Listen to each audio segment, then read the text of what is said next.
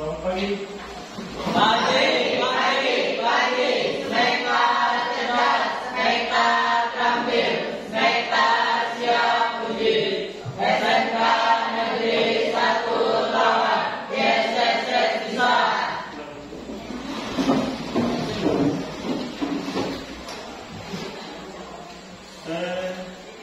Silakan yang lihat di sini doa.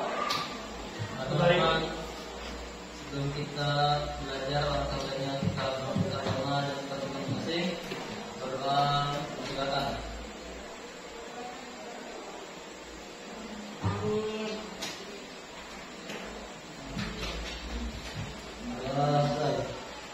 Oke, gimana kabarnya? Baik, Pak. Untuk hari ini siapa saja yang nggak masuk? Iya, Pak. Siapa? Fatimah, sama saya. Fatimah kenapa? Alfa. Kenapa lupa? Terus? Izin apa? Antara ini. Ibu. Terus menggantinya?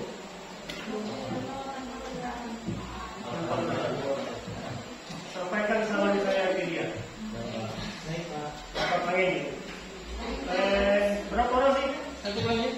32, Pak. Di sini 32. Ada yang keluar. Siapa itu? Hari? Oke. Ada yang mau keluar lagi? Ada ya? Tolong nanti jurnal isi ya.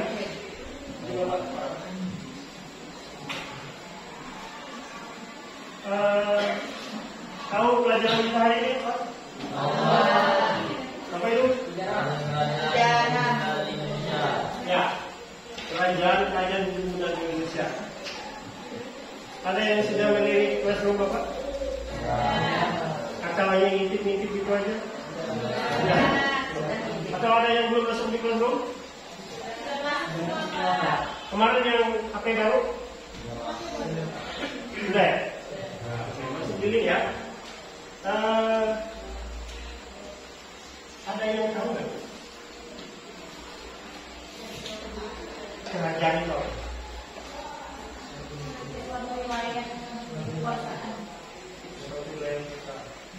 apa lagi?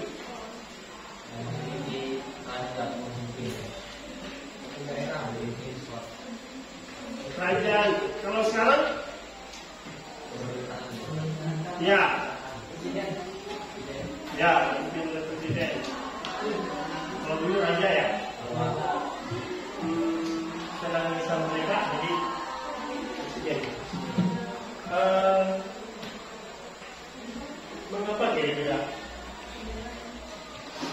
Kita itu belajar sejarah.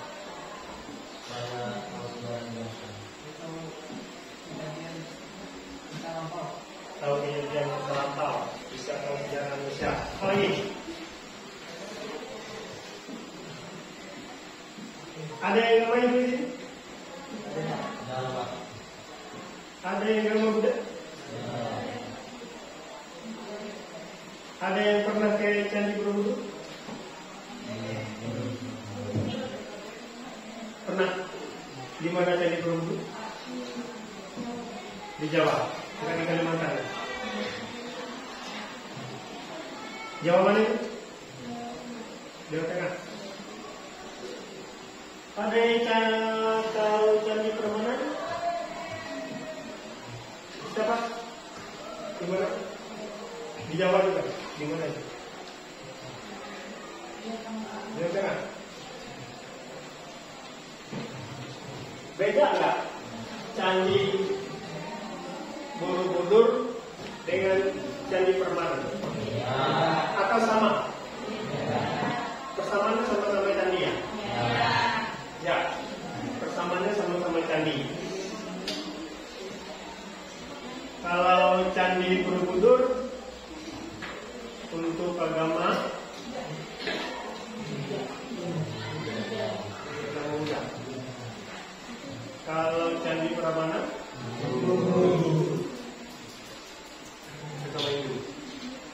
kalau zaman dulu candi itu dijadikan untuk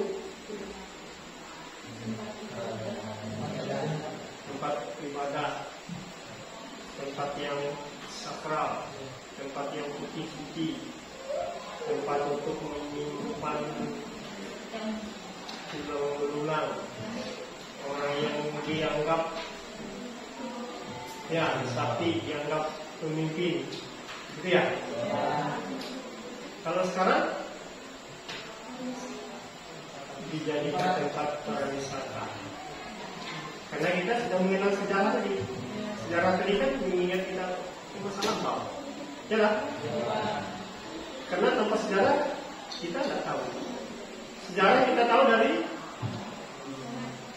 cerita, dari apa lagi?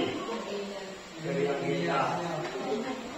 Ya, tentunya kita semua punya sejarah. Baik, Pak Hussein.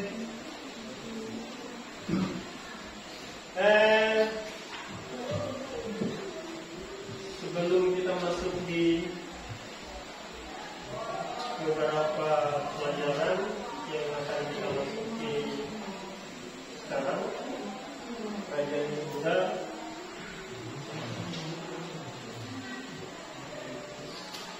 Bapak ingin nanya nih,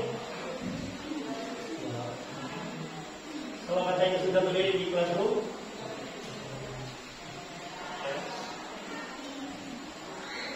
teori ada, kalau tidak salah ada berapa? Ada 4. Ya, teori maksudnya hidup dan buta. Apa saja? Teori Brahma, teori kesatria, teori manusia, dan teori yang sebalik. Ya, ada 4. Ya.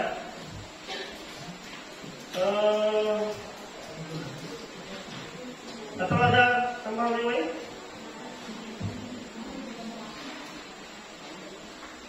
Gak ada.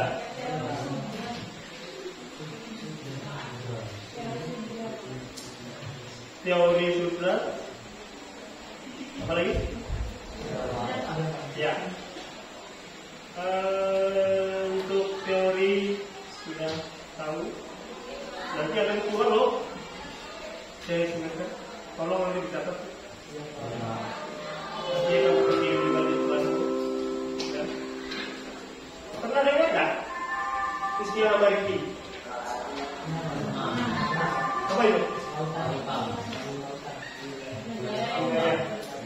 Yang di dengan laut. Gimana itu? Indonesia ya. Luar biasa, Indonesia itu punya laut yang luas. Makanya Indonesia itu dikatakan dengan negara maritim. Atau dulu kenapa kita dijajah? Ya, dengan kaya daerah perempah. Dikatakan dengan silang emas. Kenapa ya? Terletak di mana itu? Ada 2 benua, ada 2 samudra. Apa saja itu?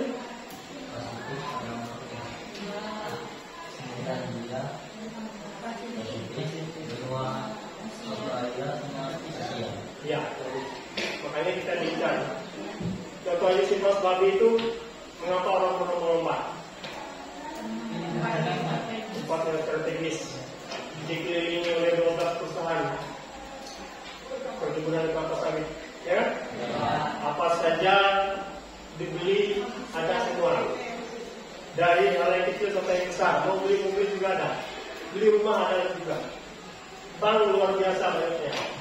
Ada nggak di tempat lain? Ada. Nah, itulah mengapa orang berlomba-lomba. Harga tanah aja di tempat seperti itu berkisar, kalau 10 kali 20 itu sudah di atas 100 juta. Bayangin. Hanya dulu Indonesia dijajah karena mempunyai berbagai macam kekayaan. Makanya dulu manusia purba tinggal di daerah perairan itu dia jelas sangat mudah untuk memenuhi kebutuhannya, makanannya. Terakhir pertanyaan sebelum kita lanjut nih. Kalau dulu kan dari sana kemarin ada juga jalur perdagangan atau jalur rempah di zaman masa Hindu.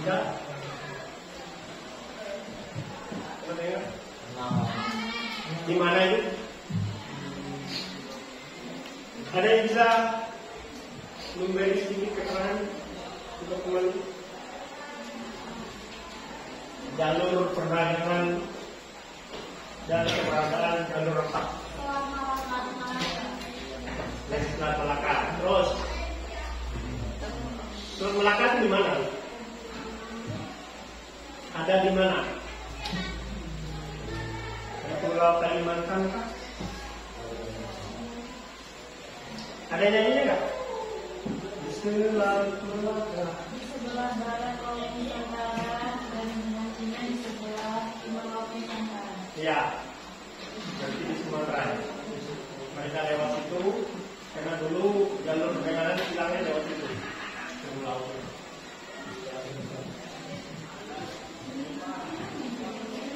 Baik.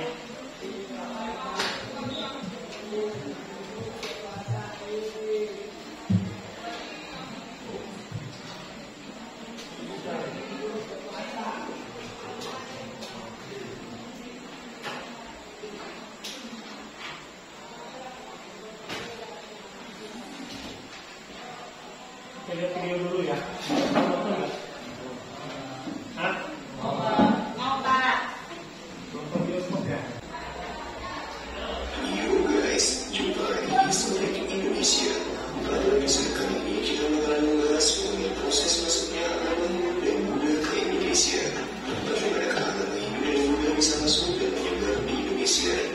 Untuk menjawab pertanyaan tersebut, kita nanti ada 4 teori yang dapat menjelaskannya guys. Teori tersebut adalah teori yang kesehatan dalam Indonesia dan teori harusnya dibayar. Sebenarnya ada satu teori lagi, yaitu teori sumber daya yang dikemukakan oleh Frank Weber. Namun teori ini terbilang lemah dan tidak sekuat 4 teori lainnya. Oke guys, langsung saja. Teori pertama, teori Waisya. Teori yang dikemukakan oleh N.G. Crowley ini menyebutkan bahwa golongan Waisya atau pedagang yang berperan aktif menyebarkan agama Hindu dan Buddha di Indonesia. Hubungan dagang antara India dan Indonesia sudah berlangsung sejak abad 1 Masehi. Kepulauan Indonesia merupakan jalur laut perdagangan dari Tiongkok menuju Timur Tengah ataupun sebaliknya.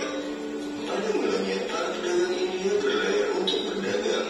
Pada masa itu, jalur perdagangan hanya ditempuh melalui jalur laut, dan mereka menggunakan kapal layar untuk menuju destinasi perdagangan. Hal ini menyebabkan mereka bergantung pada musim angin dan kondisi alam. Bila musim angin tidak memungkinkan, maka mereka akan menetap lebih lama dan menunggu musim yang baik. Sembari menunggu angin laut yang membantu pelayaran menuju kampung halamannya di India, para pedagang India pun singgah beberapa bulan di Indonesia. Interaksi yang cukup lama antara pedagang India dan penduduk pribumi secara tidak langsung turut mempengaruhi sistem kepercayaan masyarakat kita yang masih memegang kepercayaan animisme dan dinamisme. Para pedagang tersebut memperkenalkan agama Hindu maupun Buddha ke masyarakat pribumi. Para pedagang tersebut juga banyak yang melakukan perkawinan dengan penduduk pribumi, dan melalui perkawinan tersebut mereka memperkenalkan kebudayaan India yang kental dengan agama Hindu. Meskipun teori ini cukup kuat, namun juga ada beberapa sanggahannya guys. Yang pertama adalah golongan Waisya ini tidak dapat menguasai bahasa Sanskerta dan huruf Pallawa, di mana bahasa dan huruf tersebut digunakan pada kitab Veda. Kitab Veda hanya mampu dibaca oleh golongan Brahmana. Sanggahan kedua mengenai pusat-pusat kebudayaan Buddha kerajaan Hindu, khususnya yang ada di Pulau Jawa. Jika disebutkan oleh para pedagang, maka seharusnya pusat kebudayaan Hindu dan Buddha ada di pesisir. Namun fakta menunjukkan kerajaan Hindu letaknya di pedalaman Pulau Jawa. Teori Brahmana. Teori ini dikemukakan oleh J. Sitangor. Menurut sejarah Belanda ini, masuknya agama Hindu dan Buddha disebabkan oleh golongan Brahmana atau pemuka agama. Menurut Fowler, para Brahmana datang dari India ke Indonesia atas undangan pemimpin suku dalam rangka melegitimasi atau meresmikan diri mereka sehingga setara dengan raja-raja di India. Sebelum masuknya agama Hindu dan Buddha ke Indonesia, sistem kemasyarakatan sekitar masih memegang sistem adat, di mana kepala suku adalah pemimpin masyarakat guys. Jika diteruskan dari kerajaan Hindu pertama di Nusantara, yaitu Kerajaan Kutai, maka agama Hindu disebarkan sekitar abad 4 Masehi.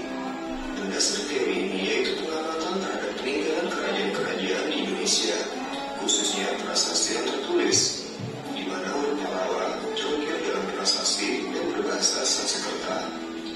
Brahmana adalah satu-satunya golongan yang mampu menguasai bahasa Sanskerta dan huruf Pallawa. Teori ini juga memiliki sanggahan guys, meskipun hanya Brahmana saja yang bisa membaca kitab Veda.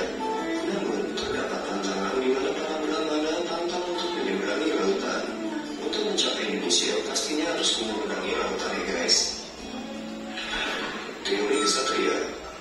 Teori ini didukung oleh Frederick David Campos, Ramesh Chandra Majumdar, dan J.L. Mons. Menurut teori ini, golongan ksatria atau bangsa Manda yang menyebarkan agama Hindu dan Buddha di Indonesia. Teori ini mengacu pada konflik antar kerajaan di India dan masa lampau. Peperangan yang terjadi di antara kerajaan-kerajaan tersebut menimbulkan pihak yang menang ataupun kalah. Raja dan prajurit yang kalah biasanya terusir dari wilayah kerajaannya, dan kemudian mereka menjauh dari wilayah sengketa. Golongan ksatria tersebut diduga mendirikan koloni baru di Asia Tenggara hingga ke Indonesia. Kelemahan teori ini yaitu selama ini belum ada ahli yang dapat menemukan bukti-bukti yang menunjukkan adanya ekspansi dari prajurit-prajurit India ke Kepulauan Indonesia. Teori arus balik. Teori yang dikemukakan oleh Bose dan George Squires ini menyebutkan bahwa orang Indonesia yang berperan aktif menyebarkan agama Hindu dan Buddha. Mengapa demikian? Orang-orang Indonesia mempunyai kepentingan untuk datang ke India dengan rangka mempelajari dan memperdalam agama Hindu dan Buddha. Hal ini tertuang dalam prasasti Nalanda yang menyebutkan bahwa Raja Balaputra Dewa dari Sriwijaya telah meminta kepada Raja di India untuk membangun wihara sebagai tempat menimba ilmu pelajar-pelajar dari Sriwijaya. Setelah belajar di India, orang-orang Indonesia tersebut pulang ke tanah air dan menyebarkan agama Hindu dan Buddha. Mereka itu terdiri dari kaum terpelajar yang mempunyai semangat untuk menyebarkan agama Buddha. Kedatangan mereka disambut baik oleh tokoh masyarakat setempat. Demikianlah pembahasan mengenai proses masuk dan berkembangnya agama Hindu dan Buddha di Indonesia. Semoga dapat bermanfaat bagi kita semua. Sampai bertemu di episode berikutnya. Akhir kata, salam Jas Merah. Yang sekali-kali peninggalan sejarah.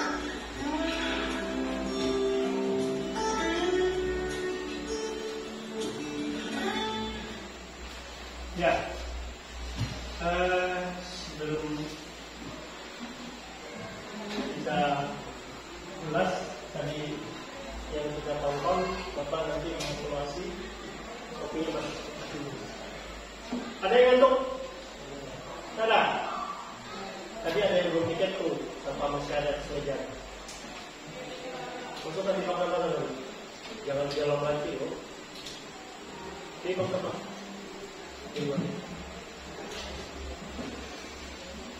Ada lagi? Sungai? Kalau bisa, kalau ada puasa airnya diisi ya. Bisa diisi ya? Jangan. Tahun sekali. Ya.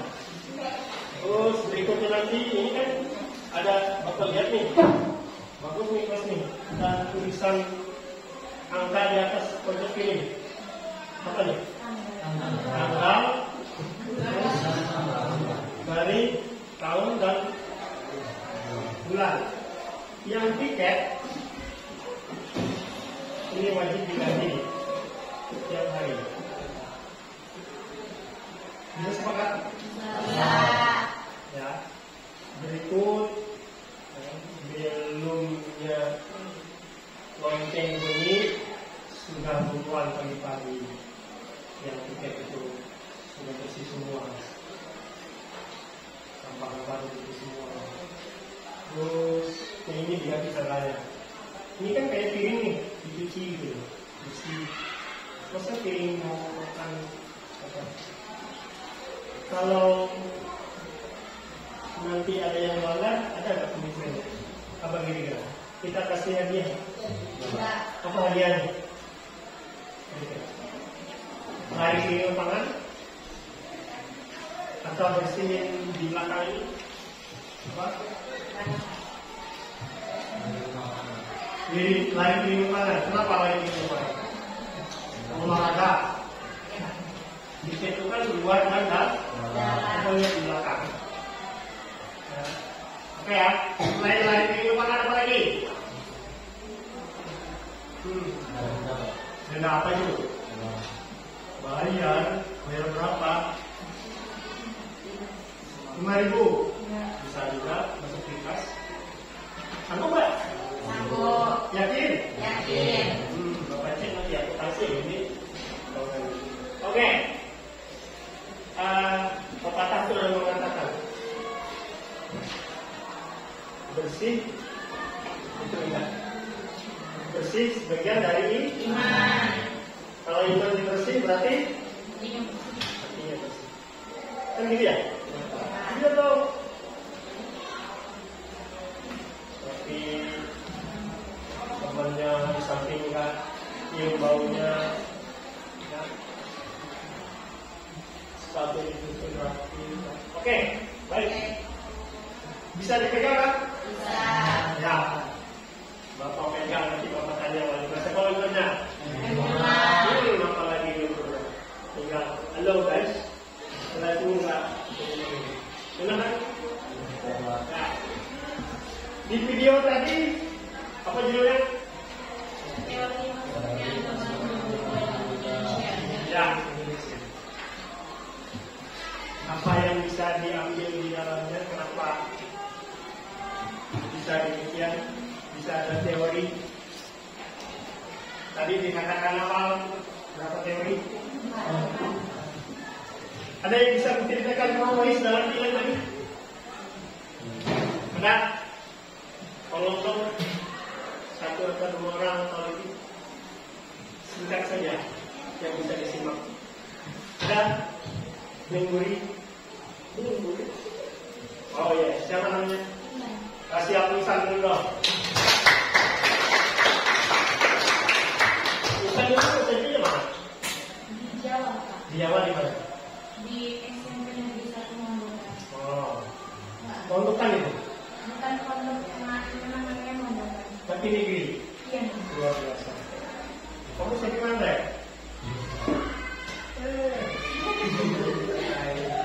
Oke, silakan. Dalam video tadi Simak yang lain ya. terdapat 4 teori. Yang pertama, teori Dharma. Teori Dharma ini menjelaskan bahwa kaum Dharmawan yang membawa ajaran hidup di Indonesia. Terus. Yang kedua itu teori Satria. Menurut teori ini, kaum satriawan yang membawa ajaran hidup di Indonesia. Yang ketiga, teori Waisya, yaitu perdaganganlah yang berperan besar menyebarkan pengaruh Hindu di Indonesia. Faktor perkawinan dengan perempuan pribumi-lah yang menjadi dasar teori ini. Terus. Dan yang terakhir adalah teori arus balik, yaitu mereka yang kaum pribumi yang mendatangi tempat-tempat penting di India dan pusat kebudayaannya, lalu setelah pulang mereka menyebarkan Hinduisme di Indonesia. Coba itu. Iya, Pak. Ada yang lain? Sana Bang. Halo.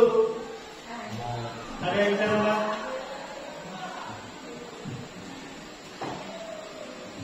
Yo. Ada yang sana? Tunjukkan yang dari SMP lagi 3 sampai sana. Mana? Sudah banyak aja. Tampilkan diri. Apa saja? Ayo dong, jangan kalah dong sama yang ngomongkan tadi.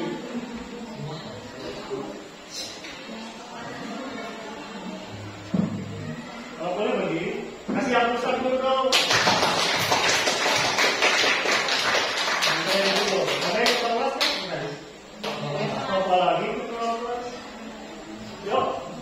Kesimpulan dengan teori Brahman, kita bisa mengetahui bahwa maksudnya Hindu Buddha bisa terjadi karena ada kaum Brahma yang dipanggil oleh kerajaan untuk mengajarkan atau menyebarkan ajaran agama Hindu dan Buddha. Kesimpulan teori ya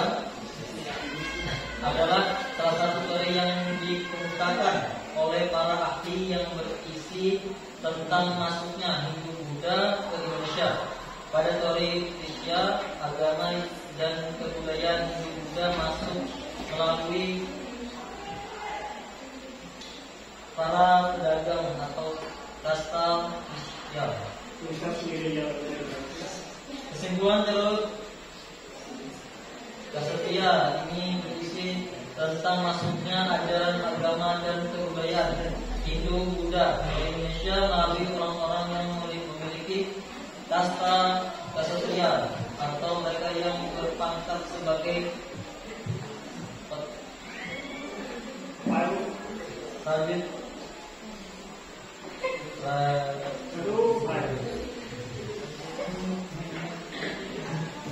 Kesimpulan teori arus balik ini dibukakan oleh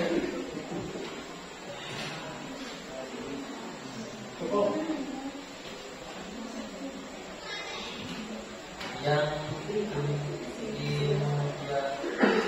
menyatakan bahwa masyarakat Indonesia memanut agama Hindu berdasarkan kepada organisasi bangsanya sendiri. Oke. Sekali lagi yang dari Dinas kami. Dari mana? Sentinya apa? Apa? Silakan. Ya, yang duduk sini. Ini coba yang gimana? Andro. Ayo. Siapa? Modus lah. Ibu baru ibu masak. Ada? Ada? Kobes. Ayo Kobes. Kobes. Kobes ya? Kita yang kobes. Bacain. Kobes. Mustika itu ada? Oh ya. Ayo. Dengan dulu dong. Baik. Yuk. Kasih aku dulu.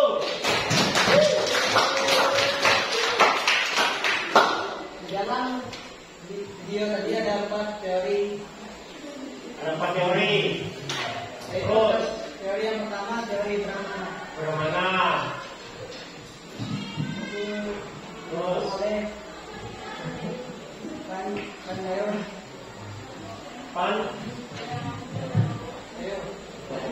Terus Hanya kaum Brahmana lah yang dapat membaca dan mengerti kitab Veda. oh ada kitab beda betul. Terus kitab beda itu kan oleh tulisannya oleh siapa ya? Atau sekretar. Terus Hal inilah yang menjadi teori Pandayon, jadi kaum Brahmana yang membawa ajaran Hindu ke Indonesia.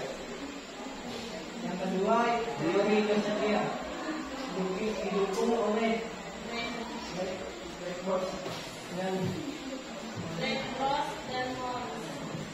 berkembangnya karya sastra di masa itu yang sebagian besar mengadopsi peran Ksatria yang berasal dari India yang diceritakan dalam karya sastra menjadi dasar bagi Black Ross dan mengungkapkan teori ini. terus habis. Menurut mereka, kaum Ksatria yang membawa ajaran Hindu ke Indonesia. Cukup. Teori ketiga yaitu teori Asia, didukung oleh kaum pedaganglah yang berperan besar menyebarkan pengaruh Hindu di Indonesia. Faktor perkawinan dengan perempuan berbilang yang menjadi dasar bagi teori ini. Terus Yang terakhir, teori balik. Teori yang melibatkan serta rakyat Indonesia didukung oleh Muhammad Emin. Adanya peran aktif bangsa Indonesia. Setelah hubungan dagang negara Indonesia dengan India terjalin, banyak pedagang di Indonesia yang pergi ke India. mereka mendatangi tempat-tempat penting media dan pusat kebudayaan. Oke. Iya. Kalau untuk yang sebelah sana nanti bagian sesi berikutnya. Siap? Siap. Baik. Kalau kita simak tadi ya, rangkaian dari situ, tidak sini, tidak situ. Datang pedagang dari India tadi, membawa kain, menawarkan kerajinan, pasir, gitu kan? Dengan orang India. Orang India kan gaya-gaya cantik ya? Apa bahasa yang ini? Melahirkan, melewati apa tadi kerjasama, hingga menjadi hubungan dengan ini. Jadilah mereka bisa membangun beberapa peninggalannya. Ya. Ada beberapa peninggalan yang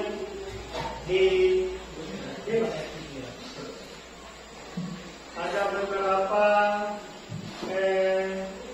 peninggalan yang akan disampaikan. Terus peninggalan apa saja? Prasasti. Apa lagi? Kerajaan. Candi.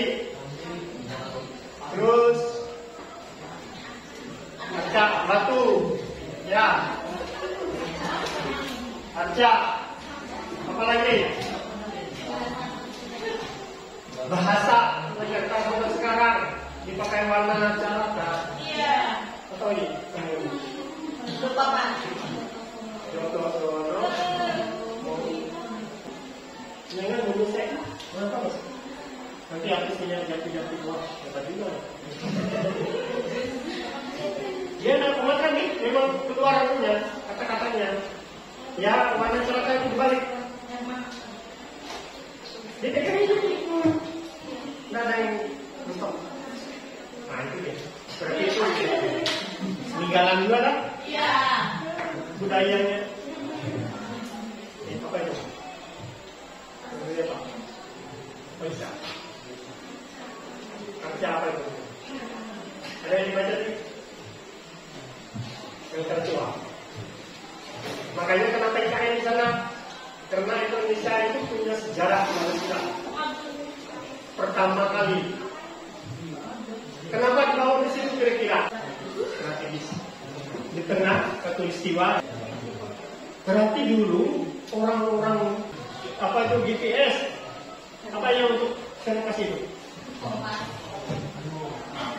Iya, belum ada map. Iya toh? Bisa ketemu ya? Kenapa kira-kira? Ya, punya insting. Itu kalau dulu kan mereka melihat matahari terbit aja kan?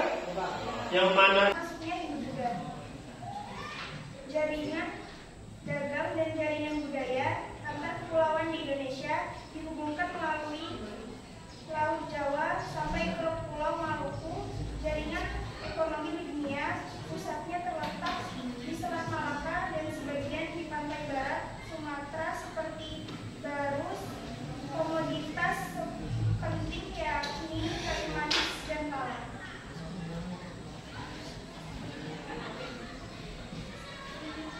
Terus? Itu yang kami bisa jelaskan representasi PPT kami. Jika ada yang menanyakan dari kelompok, silakan. Kami persilakan. Ya, silakan. Jawab silakan. Saya Yudi dari kelompok 2 ingin bertanya, apa saja pengaruh bagi masyarakat di Selat Malaka tersebut? Pengaruh bagi masyarakat.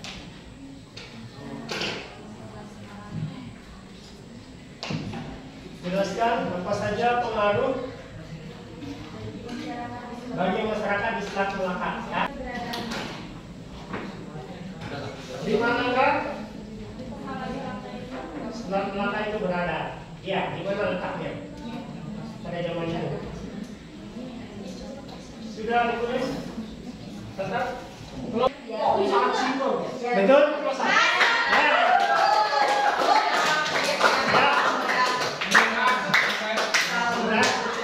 Ya, silakan kembali. Kasih aplaus. Ya, ganti kelompok lain.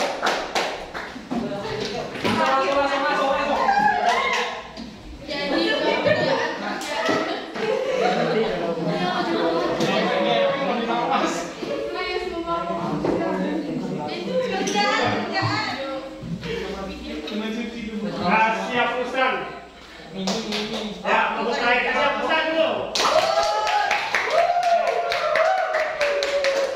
Yuk, mulai saja, jangan lama-lama. Perkenalkan, kami dari kelompok 4 ingin mempresentasikan hasil kerja PPT kami. Terus, judulnya Presentasi menjelaskan perkembangan kehidupan kerajaan-kerajaan maritim. Saya dari Danu. terus. Saya Vina.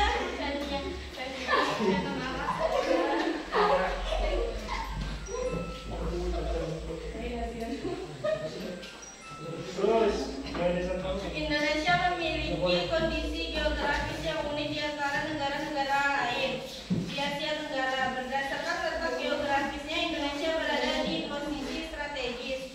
Indonesia terletak di antara dua samudra, yaitu Samudra Hindia dan Samudra Pasifik, serta di antara dua benua, yaitu benua Asia dan benua Australia. terus. Selain itu, Indonesia dikenal sebagai negara kepulauan terbesar di dunia yang memiliki lebih dari 17.000 pulau yang bergaris pantai sepanjang 81.000 km. Wilayah Indonesia memiliki perairan yang lebih luas daripada daratan, tepatnya terdiri dari 70% lautan dan 30% daratan. Terus,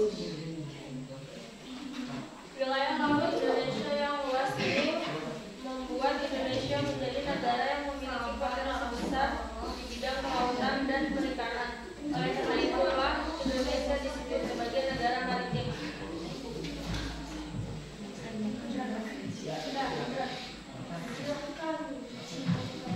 Silakan kalau ada yang ditanyakan. jangan tertawa. Kasih yang besar.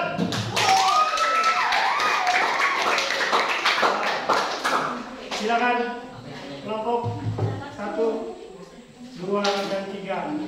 Yuk bertanya, silakan. Yuk.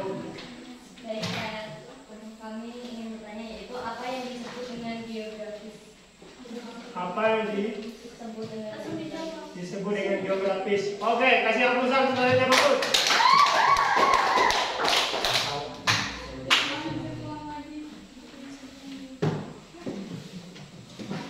Langsung dijawab Kak? Iya, Pak. Yuk. Presentasi menjelaskan perkembangan kehidupan kerajaan-kerajaan maritim.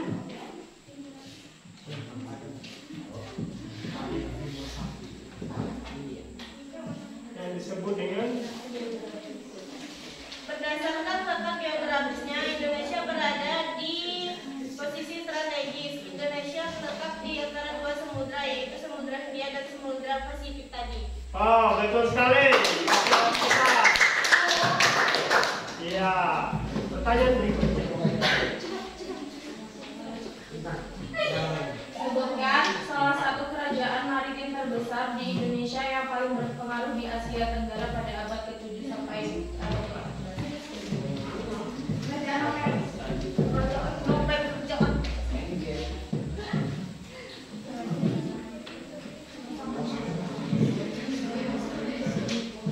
Sudah?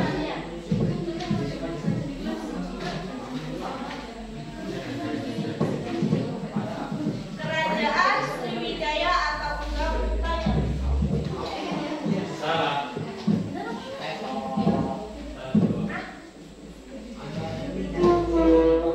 Betul? Kerajaan Sriwijaya, Pak. Kerajaan Sriwijaya. Ya. Terus. Lanjut. Indonesia berada di benua Asia. Sudah, Pak. Sudah. Sekian dari kelompok kami, terima kasih.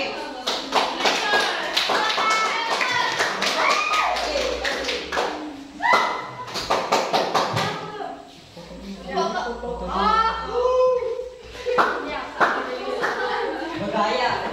Ya. Yang tertawa. Oke. Oke. Yuk. Ya. Habis? Ya. Oke. Tadi yang pertama dulu. Baik. Tadi sudah disampaikan semua hasil presentasinya. Kelompok 1 jalur perdagangan di masa Hindu Buddha. Yang kedua, perkembangan agama Hindu Buddha di Indonesia. Kelompok ketiga, kerajaan maritim Hindu Buddha di Indonesia. Dan yang keempat, perkembangan kehidupan kerajaan maritim Hindu Buddha di Indonesia. Ini silakan nanti direkam, ya nanti akan dibuat di ujian lah sebentar. Nanti di tugas itu di-upload di Classroom. Oke? Di dalam presentasi tadi cukup bagus, ya, cukup bagus. Pertanyaannya nanti pelajaran berikutnya lebih greget gitu loh. Jadi semangat, walaupun tengah puasa, apa ada tinggal di sekolah, ya, karena kita tidak mengenal waktu kalau belajar. Ya, tidak mengenal lapar, tidak mengenal haus. Kayak kalian main saja lagi, ya. Oke. Hari ini cukup sampai di sini. Ya. Jangan lupa minggu depan kita lanjut lagi untuk judulnya terbentuknya jaringan Nusantara melalui perdagangan dan akulturasi budaya Nusantara di Indonesia. Ya. Itu saja yang bisa Bapak sampaikan. Silakan pimpin doa sebelum kita tutup. Teman-teman, kita ulang alangkah baiknya kita membuka agama kepada yang penting berdoa. Silakan. Amin. Sudah selesai. Oke, terima kasih. Selamat sore. Sore.